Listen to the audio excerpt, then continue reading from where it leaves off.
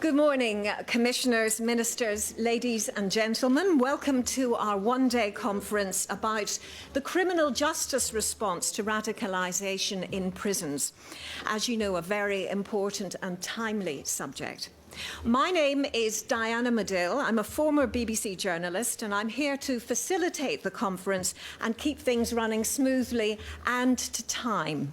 It's excellent to see not only such high-level ministerial representation here from member countries, but also to welcome you all here, participants with hugely respected, relevant professional expertise. And amongst you here are judges, prosecutors, representatives of prison authorities, probation officers, academics, EU commissioners and politicians brought together thanks to the European Commission and the Luxembourg presidency of the Council of the European Union.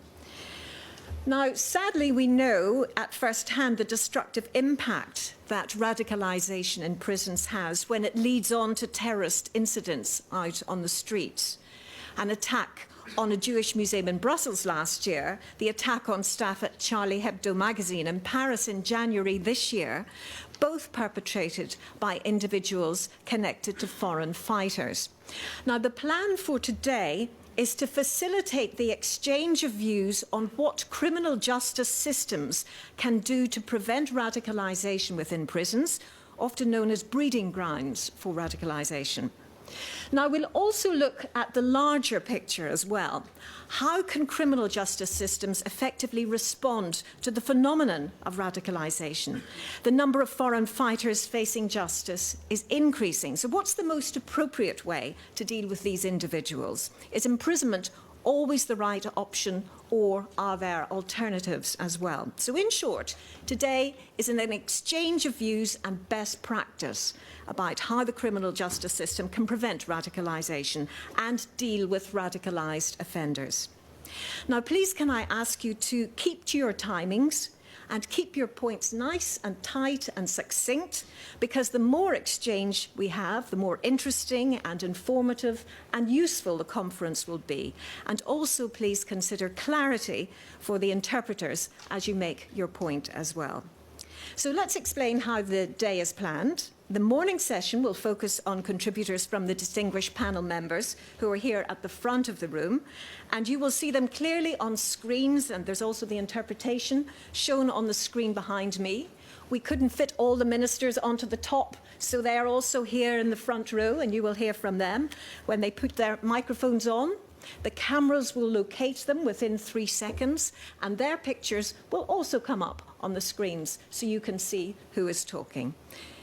Later, the ministers will continue their discussions privately over a working lunch before Commissioner Jourova and Minister Brass issue a statement to the press at 2:30 from the Berlaymont building. Here, meanwhile, the rest of us will continue with 2 afternoon workshops and a final plenary session. More details as we come to that.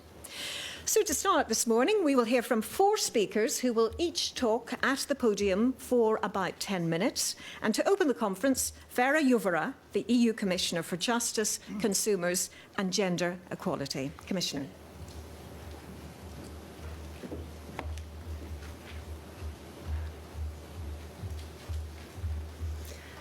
Dear Felix, dear ministers, dear Claude,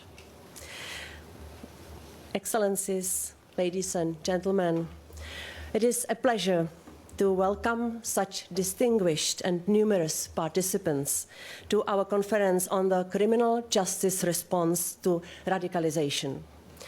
This conference is being organized together with the Luxembourg presidency and with the assistance of the Counter-Terrorism Coordinator and Eurojust, who I warmly thank. The fact that we are here today representing almost all the member states is a very encouraging signal. It shows that together we want to find solutions to the very varying phenomenon of radicalization. A phenomenon that we first discussed at the March Justice Council at the initiative of Dzintars Rasnačs and under the Latvian presidency. A phenomenon that is also part of the European Agenda for Security adopted in April, and a phenomenon that following today's conference, Felix and I, together with you, are planning to bring back to ministers at the Justice Council on the 3rd of December this year. My hope is that we can start identifying concrete actions that all of us could take. Because from Sweden to Spain, from Luxembourg to Latvia, from Ireland to Romania, we are all confronted with the same questions, and because there are no easy answers. Let me give you one example. Some days ago, First Vice President Timmermans and I held our first colloquium on fundamental rights here in Brussels. Among other things, we discussed concrete actions to fight online hate speech. Online hate speech can have the effect on inciting some persons to get radicalized and join Daesh. Remember how some members were recruited to join Sharia for Belgium some years ago. Remember the Thalys attack a few weeks ago by a man who was radicalized in Spanish prison and who got on a Netherlands-France train at a Belgium station. There is inevitably a European dimension that requires joined-up answers. This is why we agreed at the Justice Council last Friday to coordinate our efforts with the internet providers to address online hate speech and to develop counter-narratives.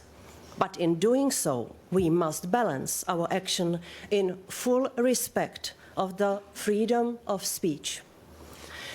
Our focus today will be on the role that justice can play to address the issue of radicalization. Sharing our solutions will help us.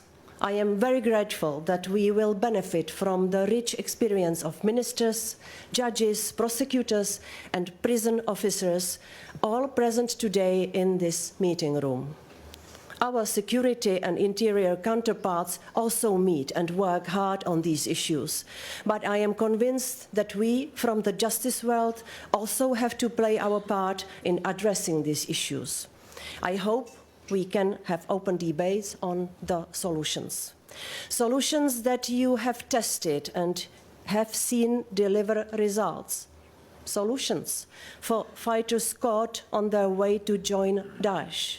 Solutions when fighters come back and you have to assess to what extent they are still a risk for society. How to reconcile prison on the one hand and de-radicalization on the other.